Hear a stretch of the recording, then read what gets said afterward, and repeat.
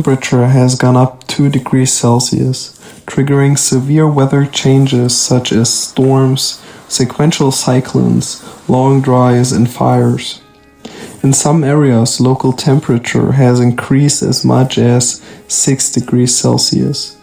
Due to the new weather conditions, an intense shortage of fresh water supply and increased water consumption has been the new normal, impacting health systems as water availability and quality for many treatments has been unreliable and also heavily impacting the manufacturing industry. Portable water is now sold through a bidding system with prices approaching $50 per 1,000 liters. Energy generation is now renewable in most countries, with solar and wind the main sources. Nuclear has kept being used in some countries, but the issue remains polemic enough that no new plants have been built in the last 5 years. In developed countries, all buildings must have storage capabilities installed to try and prevent blackouts, but demand worldwide has risen more than the generation capabilities. Industry is being heavily impacted. Most of processes required for basic lines of production, fabrics, mine and metals, among others, have been running out of this main source, and in consequence the world is suffering from the lack of basic material.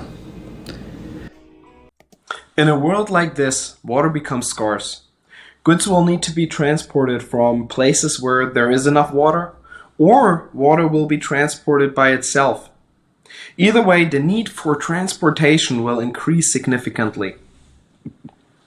Water scarcity by 2040 will be normal for countries like the US, Spain, France, and the UK. But especially Eastern and African countries will suffer from severe water scarcity, as it's not just a water scarcity, but a population increase that demand for water. Future models state that in 70 years, the world can have as many as 15 billion people living on it. But where? We know that in developing countries like South Sudan, Malawi, and Burundi, the population grows significantly. So places where we already have a water scarcity are places where the demand will grow even quicker.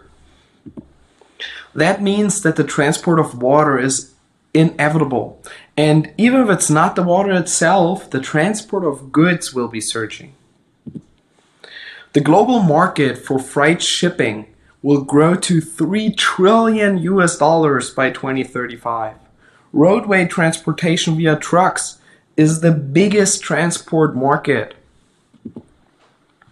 71% of all goods are transported by trucks. And there's the next issue. Transport drivers are increasingly difficult to hire. They become very old, as the average truck driver age is 47 years. Trucks will need a retool because of the end of fossil fuels. And is there a solution for that?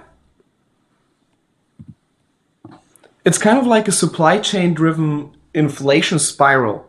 Transport companies need more drivers that perform 24/7 and vehicles that operate 365 days a year without the need to stop and to wait for supplies and services.